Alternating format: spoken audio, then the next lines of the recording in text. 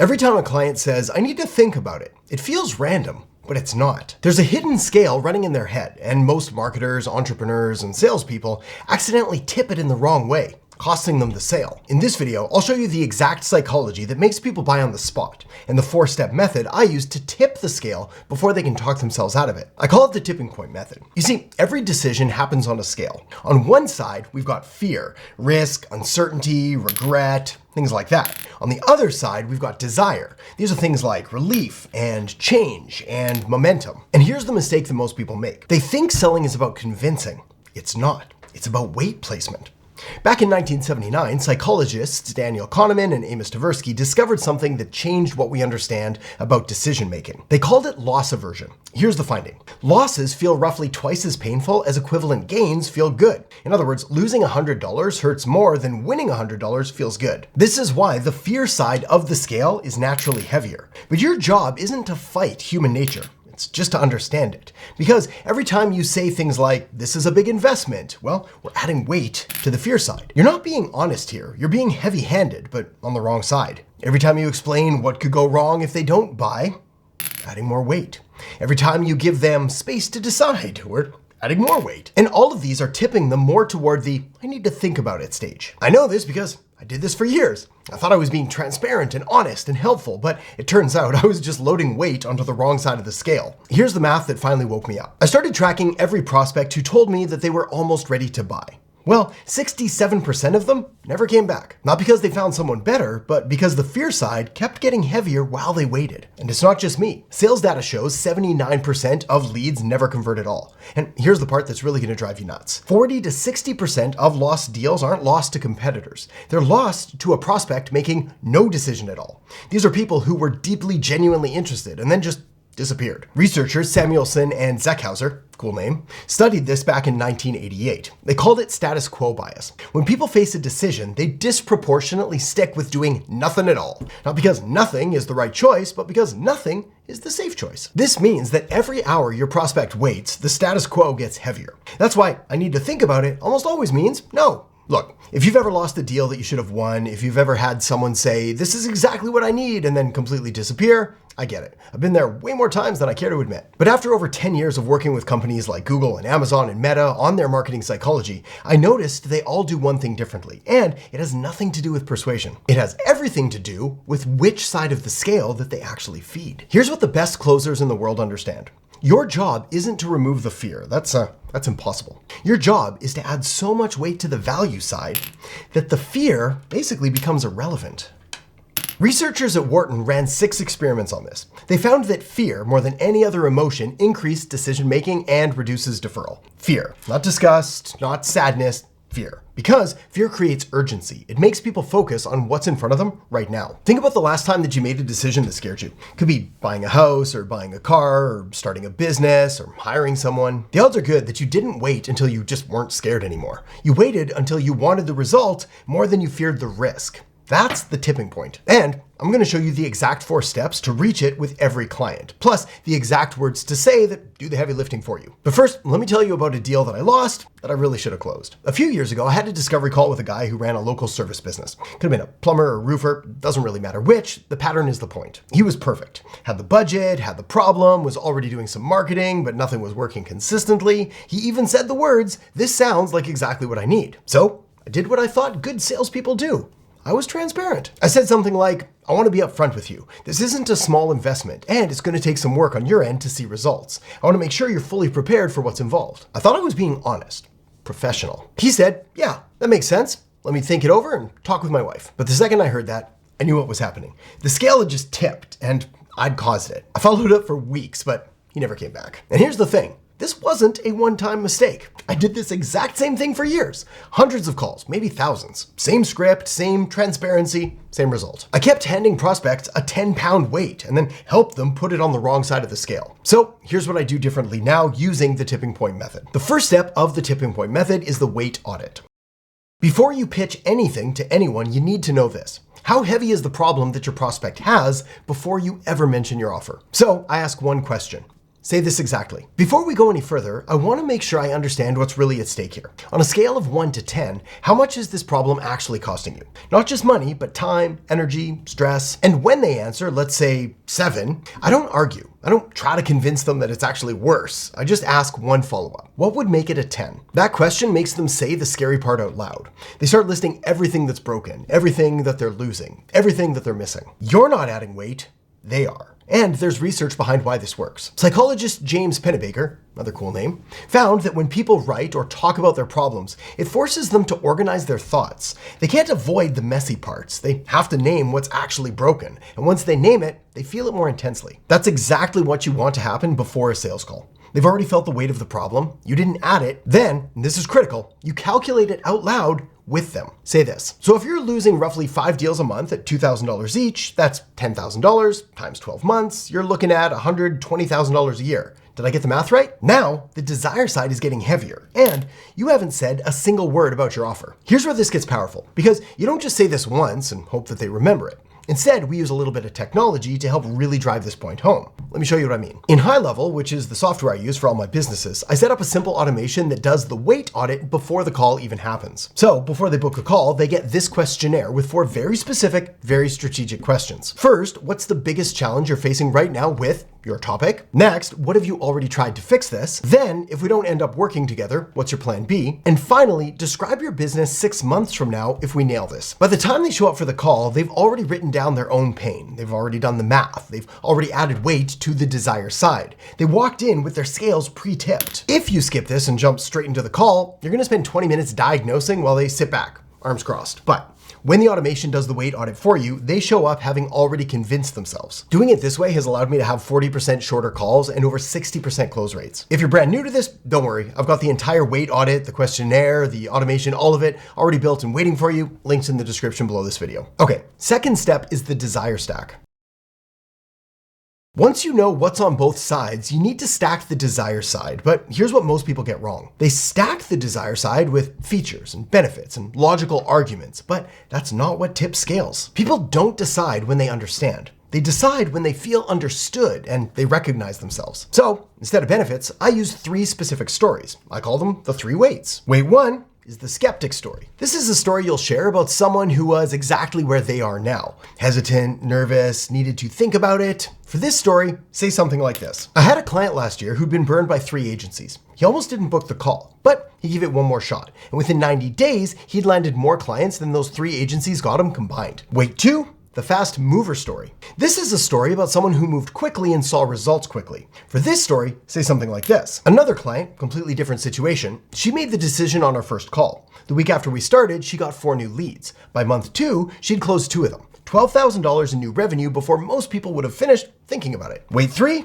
the transformation story. This story shares not just results, but who they became. So here's a story for this one. And then there's a guy I worked with who came in just wanting more leads. 6 months later, he told me the leads were great, but what really changed was how he saw himself. He finally felt like a business owner, not just someone chasing clients. 3 stories, 3 weights. Your prospects aren't just hearing case studies here. They're seeing and visualizing their next 6 months. So the scale tips. Now, watch how I automate this so I'm not repeating myself on every call. Before every discovery call, they get what I call the scale tipper sequence. Day 1 after booking, skeptic story. Day 2, fast mover story. Day 3, transformation story. There's a booking trigger, wait 1 day, send the skeptic email, wait 1 day, send the fast mover, wait 1 day, send transformation, then the call happens. By the time they show up, 3 weights are already on the desire side before I say a word. Then your job on the call is just to reference what they already said. So say this. Did you see that email about the client who almost gave up on marketing? Similar situation to yours. Any questions about how that worked? Now you're not selling. You're just confirming what they already believe. Just like before, links in the description, and this exact sequence is already built inside. Emails written, automation set, just plug in your own stories and go. Okay, moving on. Third step is the fear reframe. Here's where most people mess it up. They try to remove fear, saying things like, don't worry, it's totally risk-free, or there's nothing to be scared of, or I promise this will work. But that doesn't work because they know that there's risk. Let's be honest, nobody believes anything is truly risk-free, and the harder you try to remove the fear, the more suspicious they get. So instead, you reframe the fear. You make the fear of not acting heavier than the fear of acting. As usual, here's the exact script. Say this, I hear you. This is a big decision, and honestly, you should be cautious. You've probably tried things before that didn't work the way you expected. Say that, let it land, then say this. So let me ask you this. What does the next 6 months look like if nothing changes? Then you say this. Because the cost of this program is X, but the cost of waiting another 6 months, based on the numbers you just told me, is $60,000 in lost revenue. So it's up to you. Which one costs more in the long run? You're not removing the fear of buying here. You're adding weight to the fear of not buying. So the scale tips, not because the fear disappeared, but because a bigger fear showed up. And here's why this works better than any pitch you could ever hope to give someone. When people feel like the motivation to change came from within themselves, they commit harder. Psychologists call this self-persuasion, and it's more powerful and far longer lasting than anything that you could ever try to say in order to convince them. Basically, you're not persuading them directly. You're just creating the conditions for them to persuade themselves. But let me show you what that sounds like in a real conversation. Imagine you're on a call with me. You've told me your problem, I've done the weight audit, you've seen the stories. Now you say, this sounds great, but it's a big investment. I think I need to talk to my partner first. Now, most people panic here. They start justifying, discounting, reassuring. So here's what I say instead. Totally understand. And honestly, you should talk to your partner. This affects both of you. And I'm not trying to rush you. I'm just trying to stop fear from making the decision for you. But let me ask you something before you go. You told me earlier this problem is costing you about $10,000 a month. If you spend the next 2 weeks thinking about it, that's another $5,000 gone. And that's assuming your partner says yes. So here's my question. If your partner asked you, is this worth it? What would you tell them? Now, more often than not, they talk themselves into it because you're not arguing, you're just holding up the scale and letting them see the weight. Also, this is an objection killer I learned from Alex Hormozi, is to ask one simple question if they say they need to talk to their partner first. That question is, what would happen if they said no? Now, if they say, I'd probably do it anyway, you close the sale because they just told you their partner isn't actually the decision maker. But if they say, I don't think I'd move forward, well, now you're back in the sale. Because here's what's really happening. They haven't talked to their partner yet, but they're about to tell you the real reasons why they're hesitating. So you follow up with this. What parts do you think they wouldn't like? Whatever they say next, that's the real objection. The partner was never the problem. Now you can address what's really holding them back. That's the fear reframe in action. Fourth and final step, the tip. At this point, the scale should be relatively close. They've done the weight audit, they've seen the stories, they've felt the fear reframe, but here's what separates amateurs from pros. Amateurs ask, so, would you like to move forward? But that's just you adding uncertainty. That's you suggesting they should weigh it again. So instead, say this. Does this feel like the right fit for what you're trying to solve? With this question, you're not asking them to decide. You're asking them to confirm what the scale already shows. Then, and this part's important, after you ask that question, go silent. Say nothing more. 5 seconds, 7 seconds, do not fill this silence. Don't rescue them. MIT researchers studied this. They found that silent pauses lasting at least 3 seconds preceded breakthroughs in negotiations more than any other moment. Not talking, not problem solving, silence. Here's the part that really surprised them. Instructing negotiators to use silence was more effective for creating value than instructing them to actually try to problem solve. In other words, silence isn't awkward. Silence is where decisions happen. Now, a bit of an insider tip for you here. While you're doing this, being all silent and mysterious, they might ask something like, "Are you still there?" To which I always just reply, "Yep, I'm here." You want to let them hear their own answer. Really feel it. Now, I'll admit, this can feel super uncomfortable when you're first starting out, but it is just so incredibly powerful that you can't afford to ignore it. So practice it if you have to, brace yourself for the silence, but do not fill it. Because when you do this right, the scale tips and the decision makes itself. Now, some people won't tip on the call. That's reality. In fact, statistically speaking, most won't, at least not right away. But here's the mistake.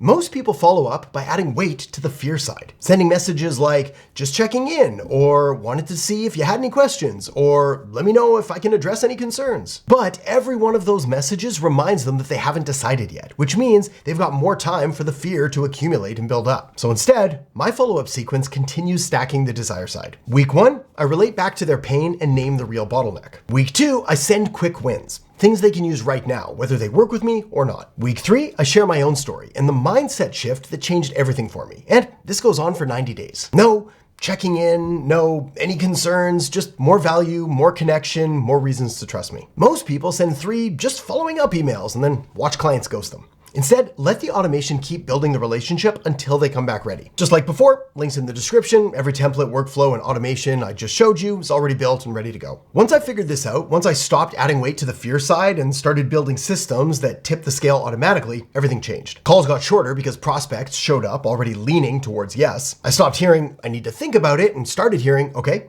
What's next? And best of all, the clients who did sign up showed more commitment and were more ready to do the work because they'd already convinced themselves before we started. So here's how you use this starting tomorrow. First, audit your language. Go back through your last 5 calls or so and write down every phrase that added weight to the fear side. These are things like big investment, I want to be transparent, this requires commitment, or you'll need to be patient. Every single one of those is a weight on the wrong side of the scale, so replace them. Second, build your 3 weights. 1 skeptic story, 1 fast mover story, 1 transformation story. If you're just starting out and don't have 3 yet, start with what you do have. Maybe it's your own transformation or why you got into this in the first place. Maybe it's 1 client who got a small win. Maybe it's a result that you've seen in your industry, even if it wasn't your client. The framework still works. You just fill in with whatever proof that you can stand behind honestly. The stories will come, and when they do, you'll replace these with your own. Third, memorize the fear reframe script. Write it out, practice it out loud. Here it is one more time. What does the next 6 months look like if nothing changes? Now, there are 3 ways to mess this up, and I've seen all of them.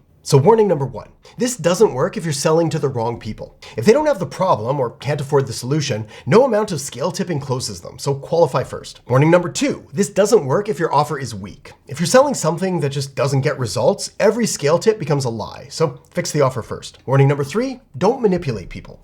Ever. The scale already exists. You're just helping them see both sides clearly. If you add fake weight, things like false urgency or made up scarcity or invented results, you'll close once, but you'll lose them, their potential referrals, and your reputation forever. Here's what most entrepreneurs never figure out. Every "I need to think about it" isn't a maybe, it's a measurement. It tells you exactly where the scale landed when you stopped talking. And if it landed on "think about it," you put the weight in the wrong place. The people who struggle spend their careers adding weight to the fear side and then wondering why clients won't commit. But the people who win understand that the scale exists. They know which side to feed, and they build systems that tip it before the call even starts. If you're still manually doing discovery calls and still manually following up and still sending case studies and hoping people remember them, then you're making this way harder than it needs to be. High Level automates the entire tipping point method. The weight audit happens before the call. The 3 weights land automatically. And the follow-up keeps stacking even while you sleep. And I've got an extended free trial waiting for you, as well as my complete Agency OS marketing system.